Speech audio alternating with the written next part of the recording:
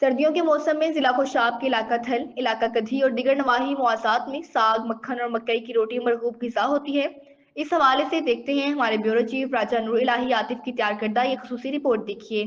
सर्दियों के मौसम में ज़रा खुशाब के इलाका थल, इलाका कद्दी और दीगर नवाई मवादियात में साग, मक्खन और मकई की रोटी यहाँ के बासियों की मरगूब ग़िज़ा होती है।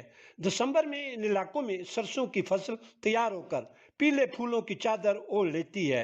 हर तरफ खिले फूल सर्दियों की सौगात साग की आमद का पता देते हैं, जबकि तिबी माहरीन भी ग़िज़ाइयत से भरपूर साग खाने का मशवरा देते हैं। साग की नरम गंदलें तोड़कर काटने के बाद हल्की आग पर रवायती तरीकों से पकाई जाती हैं।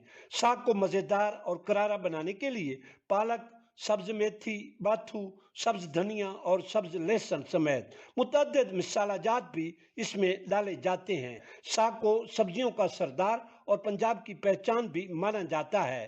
ग़िज़ाइयत से भरपूर रवायती तरीकों से तैयार की जाने वाली सौगात साग, मक्खन और मकई के आटे से बनी रोटी हर तरह के तबकात में इंतहाई मकबूल और अहमियत की हामिल है।